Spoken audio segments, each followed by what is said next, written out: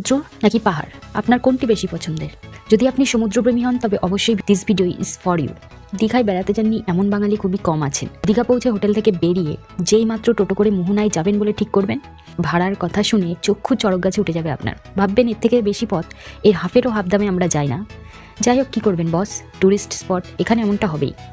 তাই পকেট হালকা করে সাথে মনটা ভারী করে যেই মাত্র মোহনায় পৌঁছাবেন, অমনি ফুরফুরে হাওয়া আর সমুদ্রের ঢেউ এসে আপনার সব রাগ ক্ষোভগুলোকে নিয়ে নীল সমুদ্রে হানা দেবে। যদি সেই সময় ভাটা থাকে তো সমুদ্র সৈকত ধরে হাঁটতে হাঁটতে আর ডাবের জল খেতে খেতে কখন যে ঘন্টার পর ঘন্টা কেটে যাবে বুঝবেনই না।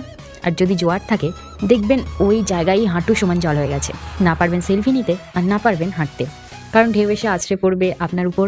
আবার অন্যদিকে জলের মধ্যে ফোনটা যদি পড়ে তাহলে ইনস্টাগ্রাম রিলসগুলো তো আপনাকে না পেয়ে হাহাকার করবে, তাই না? তখন যার কথা বলছিলাম সে হলো দীঘার মোহনা চম্পা নদী ও বঙ্গোপসাগরের সঙ্গমস্থল। এই স্পট থেকে একদম ভোরবেলা সূর্যোদয় আর সন্ধ্যাবেলা সূর্যাস্ত দেখলে কবি জীবনানন্দ দাশের মতন আপনারও মনেই হবে, বাংলার রূপ আমি দেখিয়াছি, তাই আমি পৃথিবীর রূপ খুঁজিতে যাই না আর।